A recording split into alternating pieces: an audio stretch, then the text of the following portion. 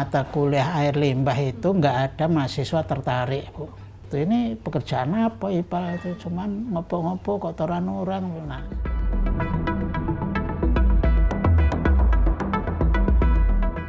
Rumah sakit, puskesmas itu kan depot bakteri ini ya. Ini kalau jatuh ke perairan, wah bisa jadi outbreak itu kalau nggak dikendalikan gitu.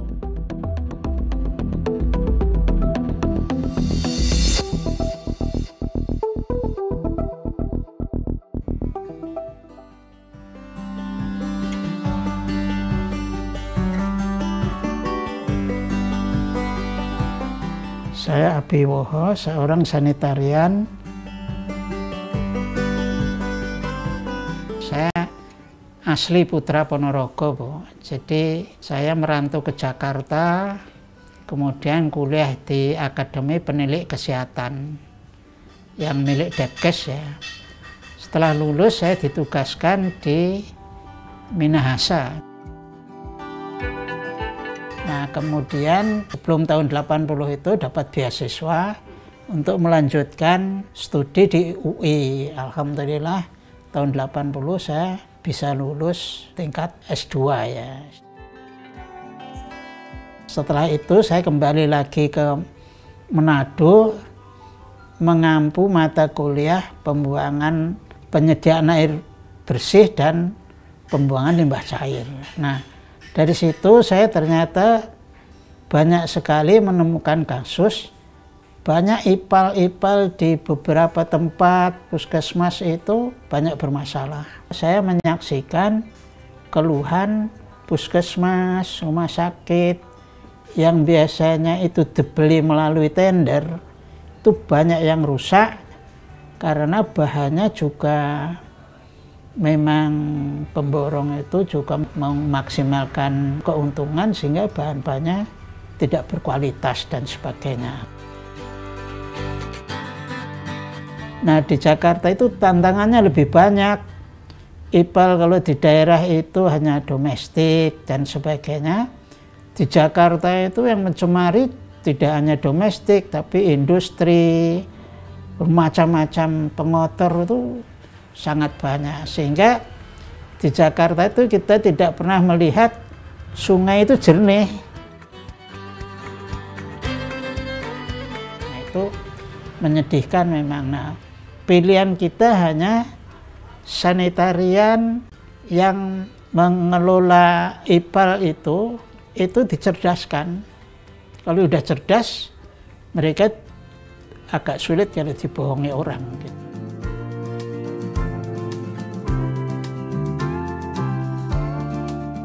Kendalanya itu belum banyak contoh yang dibuat oleh bangsa sendiri. Karena IPAL itu semua datang dari luar negeri, bantuan oleh dari Jerman, dari Amerika, diaplikasikan di Indonesia, kosnya mahal, onderdilnya susah, tenaga ahlinya juga harus ditingkatkan dan sebagainya. Nah, dari situ saya bersama-sama mahasiswa, para dosen lain, kita mencoba mengkaji dengan cukup berat ya agar teknologi IPAL itu bisa dinaikkan dan harganya menjadi lebih murah.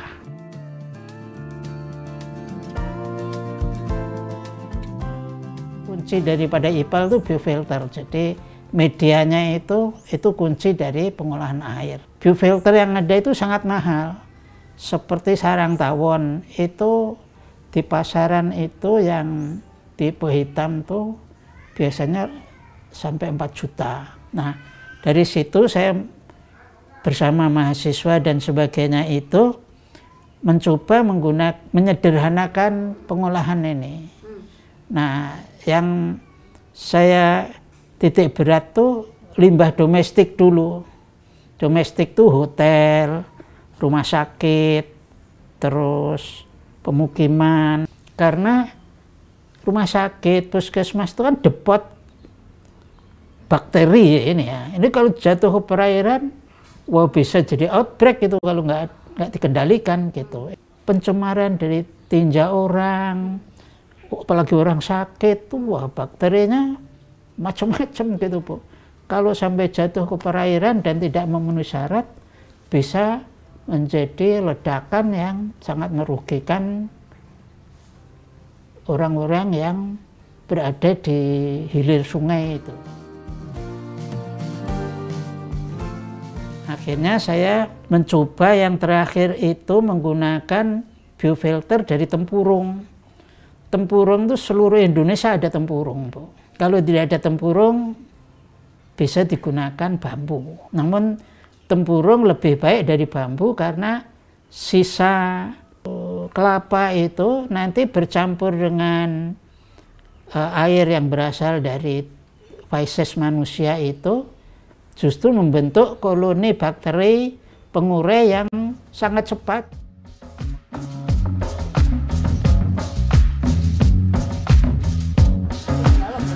Di dalam, Bu, nggak bisa dilihat karena mungkin tempurungnya aja ada. Ini kedalamannya lumayan dalam, 3,20 meter ya Pak ya? Iya. 3,20 meter.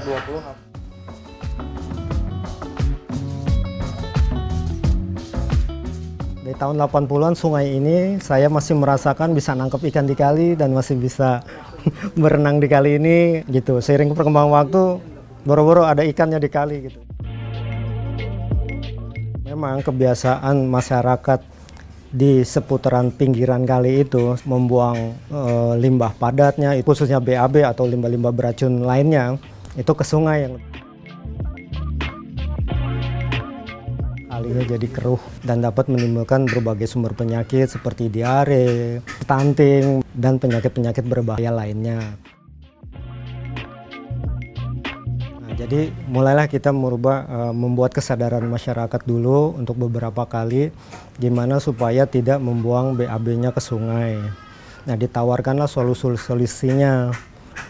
Kemudian karena kita memiliki lahan yang cukup luas untuk dibuat IPAL. IPAL itu kan instalasi penguraian air limbah ya. Kalau desainnya itu benar, kita dibantu sama konstruksinya itu Pak Abi sebagai sanitarian.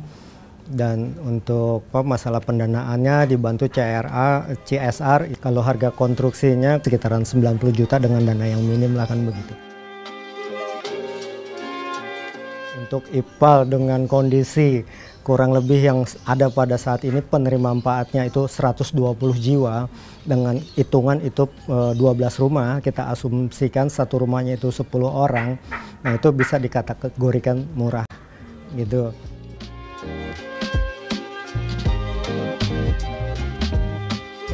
Blowernya itu harusnya bekerja 24 jam. Tapi karena di kampung kan biasanya dinyalakan kalau ada kunjungan gitu, karena hemat listrik ya, ini kan komunal tuh. Tapi ini setidak-tidaknya sudah mengurangi 70% dari pencemaran sungai. Contohnya ini hasilnya, hasil akhirnya ini, tapi ini sudah tidak ada, padatannya udah tidak ada. Saya tidak bisa mengklaim ibarat kata sungainya itu bisa bersih seperti dulu. Paling juga kita tadi berkontribusi mengurangi limbah pencemaran kali. Sebab kali kita ini bukan cuman penerimanya itu dilewati cuman RT 8 RW 10.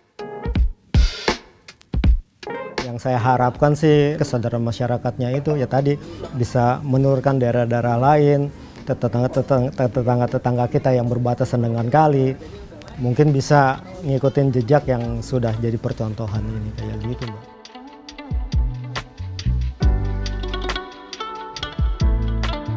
Namanya mata kuliah air limbah itu nggak ada mahasiswa tertarik, Bu.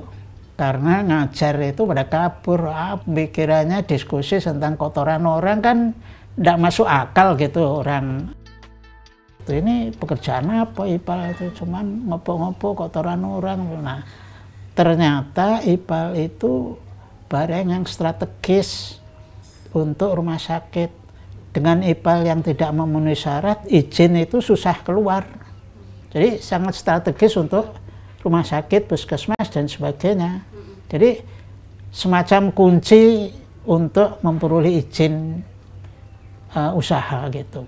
Nah itu baru orang sudah mulai mengerti bahwa semua bangunan yang mengeluarkan air limbah itu harus ada IPAL.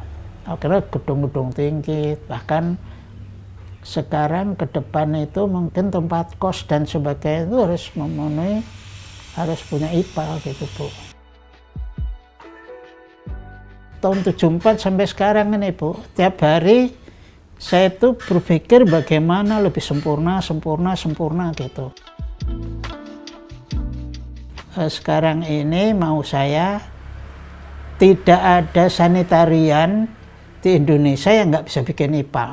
Nah itu menjadi tujuan saya agar IPAL itu bisa dibuat oleh orang yang paling minim pengetahuannya. Tukang pun bisa. Jadi dengan tabel seperti ini udah ada hitungan tentang beban permukaan, waktu tinggal.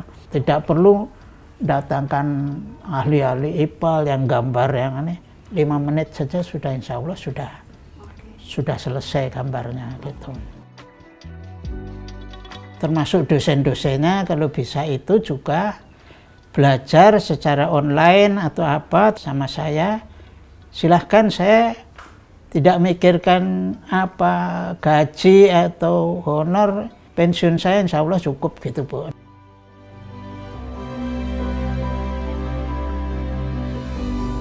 Memang profesi itu kuncinya adalah senang dengan pekerjaan itu. Dari situ harus senang, kita bisa membuat inspirasi. Semalam tuh saya meluangkan waktu 2-3 jam untuk menggambar, menghitung detil. Tapi ya memang saya belum menjumpai orang yang mau menekuni IPAL itu juga mungkin merasa gengsi atau apa gitu. Jadi saya sebenarnya ingin sekali membuat buku ya. Pilihan kita hanya membuat buku tentang dasar-dasar pengolahan limbah cair ini. Nah, ini yang sementara yang saya tekuni adalah yang bersifat domestik. Di kampus juga sudah ada buku-bukunya, tapi mungkin karena belum sempurna, jadi ya belum banyak orang yang tertarik dengan masalah desain IPAL itu Bu.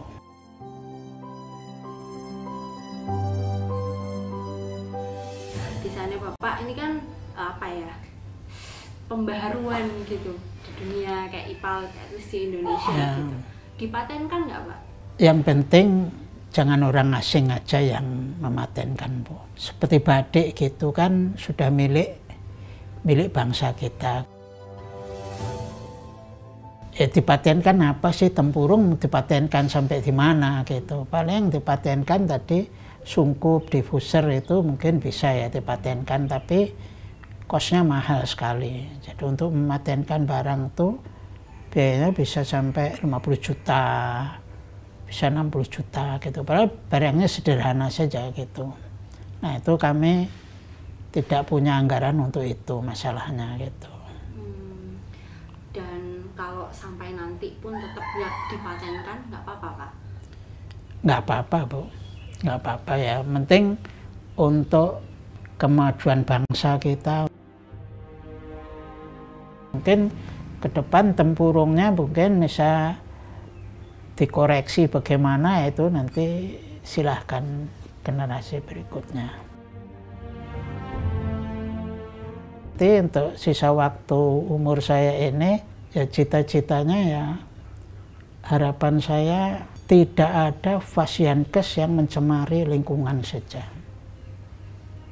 Jadi semua orang yang mengelola Fasiankes di Indonesia itu bisa membuat desain yang untuk instansi sendiri gitu Bu.